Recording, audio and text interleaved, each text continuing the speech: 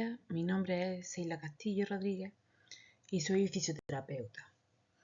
En este trabajo voy a presentar la técnica de expiración lenta prolongada en niños con bronquiolitis, una revisión sistemática. Como introducción, explico primero lo que es la bronquiolitis. La bronquiolitis es una infección respiratoria causada en mayor medida por el virus respiratorio sincitial. Estos virus suponen la primera causa de infección respiratoria vírica baja en lactantes y niños pequeños y la primera causa de ingreso hospitalario. La bronquiolitis aguda se asocia con una morbilidad significativa en lactantes. El periodo en el que más casos se dan ocurre entre finales de otoño y principios de primavera. En la bronquiolitis se produce una hinchazón y acumulación de moco en las vías aéreas más pequeñas, que es lo que podemos observar en el dibujo que aparece aquí abajo. La bronquiolitis generalmente ocurre de manera leve o moderada, pero alrededor de un 3% de los casos el episodio se complica y termina siendo grave y requiere de hospitalización. En España, la tasa de hospitalización anual se sitúa en torno a 24 de cada 1.000 menores de 12 meses y los ingresos suponen el 18% de todos los ingresos pediátricos. Como ejemplo, los datos recogidos en Cataluña cifran de 13,3 por cada 100 lactantes que reciben el diagnóstico de bronquiolitis aguda, lo que supone una gran presión asistencial en esta afectación en atención primaria. La forma de transmisión es a través de fluidos expulsados al ambiente durante la tos o estornudos, ya que las gotículas que se encuentran en el aire tras estos eventos son inhaladas por el bebé. También se puede transmitir mediante el tacto. Esto ocurre cuando una persona adquiere el virus, tose o estornuda en las manos y a continuación toca objetos. Cuando un bebé toca estos objetos, los restos de virus que puedan quedar vivos se adhieren a sus manos y al meterse las manos o el objeto en la boca se produce la infección. En ocasiones pueden presentar infección de oído, denominada otitis media. Al ser una infección vírica, la prevención es esencial. La higiene, como el lavado de manos y evitar el contacto de niños lactantes pequeños con niños más grandes o adultos que presenten síntomas de infección es fundamental. Síntomas como tos, mocos, fiebre. Las manifestaciones clínicas dependen de cada niño. En 2010 se establecieron unos criterios clínicos de gravedad para la evolución de la bronquiolitis. En ellos se incluyen el rechazo del alimento o intolerancia digestiva, presencia de somnolencia, historial de apnea, taquipnea para la edad, aleteo nasal, tiraje grave, presencia de quejido y cianosis. En la evolución de la enfermedad, solo entre un 2 y un 5% de los lactantes diagnosticados de bronquiolitis desarrollan una bronquiolitis grave. En caso de que ocurra esto, se consideran los siguientes factores de riesgo: tener una edad inferior a 12 semanas y presencia de comorbilidades como inmunodeficiencia, prematuridad, enfermedad pulmonar crónica. Y el tiempo de evolución es generalmente breve, inferior a 72 horas. Los factores de riesgo que pueden facilitar esta infección se presentan a continuación: presencia de tabaquismo en el entorno, mayor número de hermanos, acudir a guardería, hacinamiento y pobreza, falta de lactancia materna, síndrome de Down o enfermedad neuromuscular, bajo peso al nacer, menores de 2,5 kilos, y ser madre joven. También algo a destacar es que existen estudios que relacionan la bronquiolitis en lactantes con futuros niños y adultos con asma. En la actualidad, son escasos los medicamentos para el drenaje de secreciones que se pueden administrar a pacientes pediátricos menores de 1 o 2 años. Cada pediatra evaluará al niño y decidirá de qué manera actuar. De esta manera, los fármacos se podrían dividir en dos grandes grupos, según lo que se pretenda conseguir. Mucolíticos, que son fármacos que modifican las características físico-químicas de las secreciones de forma que la expectoración resulte más fácil, y expectorantes, que son fármacos que activan la expulsión del esputo, ya sea aumentando su volumen hídrico o estimulando el reflejo de la tos. Los problemas respiratorios son una condición seria y la fisioterapia respiratoria es necesaria para evitar una enfermedad pulmonar crónica. Esto se suma a factores externos tales como la evolución de los gérmenes que causan infecciones, el predominio actual de infecciones víricas sobre las bacterianas y un conjunto de factores ambientales como el estilo de vida, guarderías, tabaquismo y la contaminación del aire. La fisioterapia respiratoria puede romper el círculo vicioso que se establece entre la inflamación mantenida por el exceso de secreciones que no se pueden eliminar y que ningún medicamento hace expectorar. Por eso, entra a formar parte del equipo multidisciplinar con el objetivo principal de evitar la retención de secreciones, reducir la obstrucción al flujo aéreo y la hiperinsuflación. Además, previene y trata la atelectasia, donde favorece la reexpansión de las áreas motoras que hayan podido colapsar con anterioridad. Por eso, el fin de esta especialidad de la fisioterapia es mejorar la oxigenación y disminuir el trabajo respiratorio.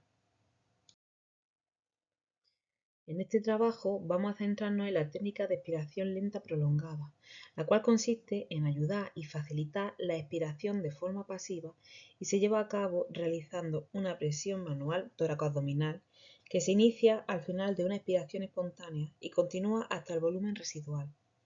Es la técnica expiratoria lenta que principalmente está indicada en pacientes pediátricos y más en concreto en lactantes, y se utiliza cuando hay acumulación de secreción en el árbol bronquial medio distal. Si además se le asocia tos provocada, contribuye a disminuir la sintomatología clínica. La justificación de esta revisión ha sido dar la importancia que merece el trabajo del fisioterapeuta respiratorio. La especialización en fisioterapia respiratoria es actualmente una figura profesional imprescindible y por eso reunir y describir las técnicas de drenaje de secreciones en pacientes no colaboradores pediátricos permitirá al terapeuta tener en su consulta un documento de cómo llevarlas a cabo, ya sea como aprendizaje, repaso o para poder consultarlo de manera puntual.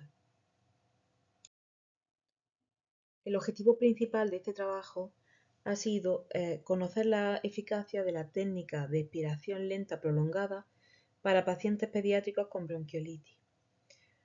Un objetivo secundario ha sido identificar si después de realizar la técnica, existen efectos secundarios. Para esta revisión sistemática se han consultado las siguientes bases de datos y fuentes documentales: Medline, que es una base de datos a través de PubMed; Scopus, que es una base de datos de referencias bibliográficas del Servier; Pedro, una base de datos de fisioterapia; y Web of Science, que es una base de datos de Clarivate Analytics.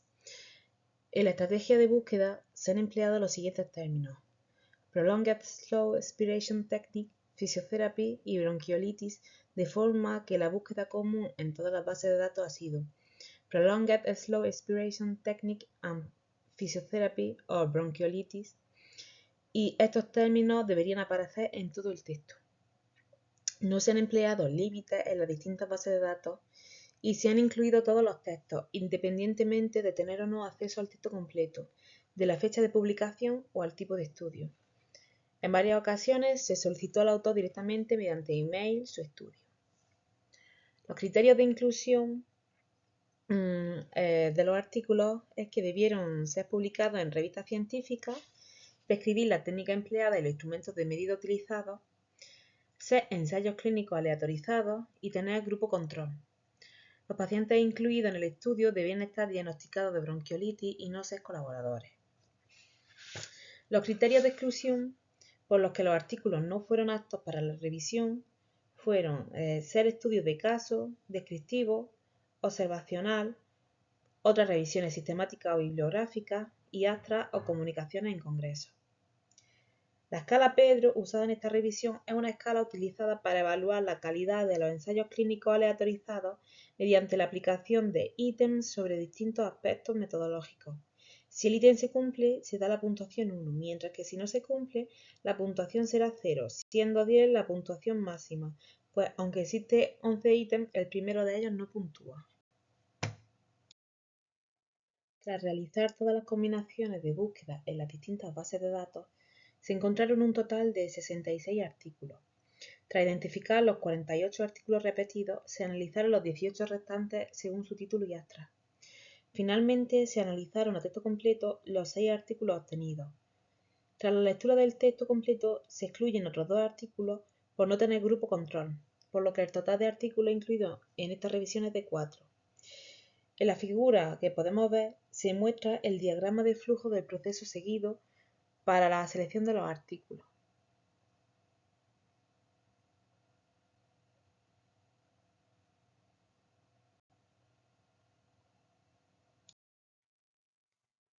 Tras el análisis de los estudios, se obtiene un total de 227 participantes. En el estudio con mayor muestra, de González Bellido, participaron un total de 91 pacientes. Por otro lado, Conesa Segura es el único en el que participan sujetos en las 3 fases de la enfermedad. En el estudio de Ramos Pinto, la edad media fue mayor que en el resto de los ensayos participantes, de 11,5 meses, y la mayor parte de los sujetos fueron varones, el 75,5%. Además, es el único ensayo en el que indica el número de pacientes que empezaron el estudio en el grupo experimental y en el grupo control, e indica por qué no terminaron el estudio. Por último, Postier también observa en la muestra un mayor número de varones, un 70%, pero no describe en qué fase de la enfermedad se encuentran. En la siguiente tabla se muestran las principales características clínicas de los pacientes reclutados en los 4 estudios que han sido seleccionados para esta revisión. La duración de los estudios fue breve en todos los casos, ya que se midió durante el tiempo de estancia hospitalaria. En el caso de estudio de González Bellido, la duración del estudio fue el tiempo de medición previo a la terapia que duró alrededor de 20 minutos y 20 minutos después de la intervención. Por otro lado, la duración del ensayo de Conesa Segura fue distinto en cada paciente, ya que dependió del periodo de estancia hospitalaria. El ensayo más largo fue el de Ramos Pinto, ya que registró datos desde que los sujetos ingresaban al hospital hasta 15 días después del alta.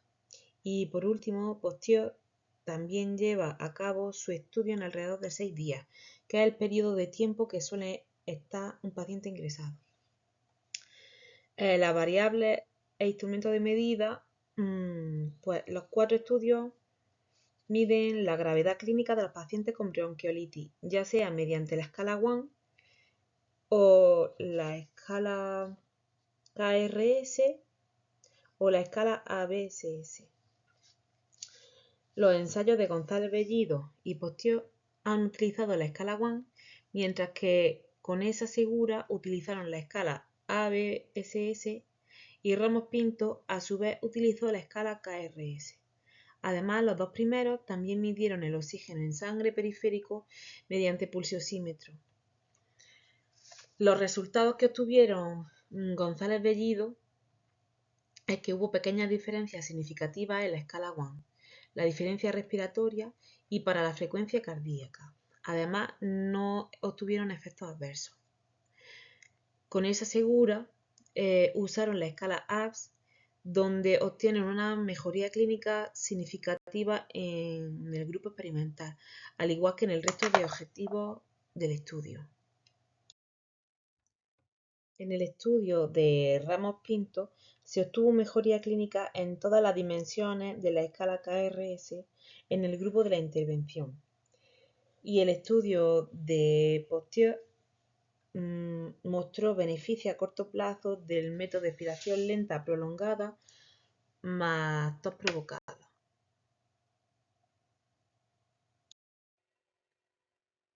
Empleando la escala Pedro, se obtuvo 8 puntos en 2 de los artículos analizados y 7 puntos en otros 2 artículos, por lo que la calidad de los estudios de González Bellido y Postier es alta, mientras que los de Conesa Segura y Ramos Pinto es media aceptable. En la siguiente tabla se pueden ver los ítems a valorar y las puntuaciones obtenidas por cada ensayo.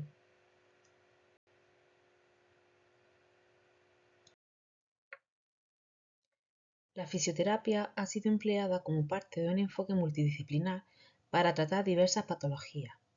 La creciente implementación de protocolos de tratamiento basados en la evidencia científica está haciendo que se multipliquen los estudios clínicos que evalúan la eficacia de diferentes técnicas fisioterápicas. La fisioterapia, que se compone de campos muy amplios y muy distintos, puede abordar patologías tales como esguinces e inestabilidad de tobillo, fisioterapia oncológica o fisioterapia de suelo pélvico como ejemplo. Dentro de la fisioterapia respiratoria también existen multitud de estudios que trabajan tanto con patología pediátrica como en adultos, adaptando las técnicas según la edad y colaboración del paciente. El fin de estas intervenciones es aliviar el dolor del paciente y mejorar su calidad de vida.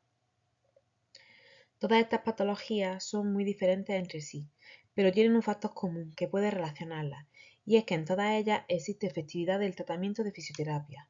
No obstante, aún queda mucho por hacer para probar la evidencia de la fisioterapia en numerosas patologías. Para que un tratamiento se considere eficaz, tiene que tener una significación menor de 0,05.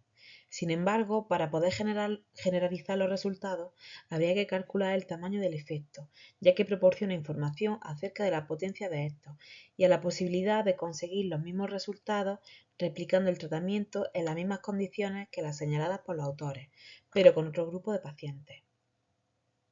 Debido a la limitación del número de artículos y a la poca muestra de pacientes seleccionados, es complicado llevar a cabo un trabajo clínico sobre la efectividad de la fisioterapia en esta patología. Es fundamental también educar a las familias para que aprendan a reconocer el momento preciso para acudir con su hijo al servicio de urgencia o a fisioterapia, para evitar que la condición vaya más. Una orientación conveniente ayudaría a obtener un mejor abordaje del paciente. En cuanto al nivel de evidencia científica, en ninguno de los artículos se ha cegado al terapeuta, pero en un caso se le ha pedido que ignorara los resultados hasta la finalización del estudio. Igual pasa con los pacientes, ya que es muy difícil que en el grupo control no aplicar ningún tratamiento. Esto se debe a que en fisioterapia es muy complejo el cegamiento respecto a quién recibe y aplica un tratamiento físico. En base a los resultados obtenidos tras pasar la escala Pedro a los ensayos, se puede indicar que el nivel de calidad metodológica es medio o alto. Uno de los principales inconvenientes a la hora de llevar a cabo este estudio ha sido el poco material encontrado tras la búsqueda. Existen muy pocos ensayos clínicos que comprueben la efectividad de esta técnica, por lo que se debería investigar más en este campo para dejar constancia de la mejoría que experimentan los pacientes tras la aplicación de esta técnica, ya que es poco frecuente que los niños que acuden al servicio de urgencias con bronquiolitis sean ingresados porque con el tratamiento que se les administra suelen obtener mejoría, apenas hay inversión pública o privada para llevar a cabo más ensayos. Otro problema a destacar es la poca muestra que ha podido ser reclutada en el total de participantes de los estudios. Debían cumplir con los criterios de inclusión y no cumplir ninguno de los criterios de exclusión. Además de esto, añadí que solamente podían participar lactantes de una zona determinada, que acudieran a urgencias de un hospital determinado. Si se llevara a cabo en varios hospitales, la muestra obtenida sería más grande. Finalmente, otra limitación ha sido la heterogeneidad de los instrumentos de medida. Sería importante que se siguiera una escala común para valorar cada variable y de esta forma poder comparar resultados de forma más eficaz, ya que las múltiples herramientas valoran distintos ítems que luego resulta complicado comparar con otros ensayos. En cuanto a la relevancia del estudio para la práctica clínica habitual, este estudio ofrece toda la evidencia hallada para la puesta en práctica de esta técnica, por lo que el fisioterapeuta puede tener esta revisión en su consulta y de esta manera seguir los pasos para drenar secreciones o lactantes y poder así aliviar las molestias que provocan las secreciones en los bebés, evitar que el problema vaya más y evitar visitas a urgencias y mejorar la calidad de vida. La futura línea de investigación es que en futuros estudios de este tipo, donde se comprueba la efectividad de la técnica, deberían mejorarse varios aspectos tales como el número de pacientes que son aptos para participar, ampliando las zonas o hospitales donde se realiza o unificando los instrumentos de medida para de esta manera poder tener datos comparables. Las conclusiones de esta revisión han sido que la técnica de expiración lenta prolongada es eficaz en pacientes pediátricos con bronquiolitis. Y además, la técnica de expiración lenta prolongada es una técnica segura que no tiene efectos secundarios o son muy poco probables y fácilmente tratables. Muchas gracias por su atención y espero que esta revisión le pueda ser útil a todo aquel fisioterapeuta que se enfrente a este tipo de situaciones con estos pacientes.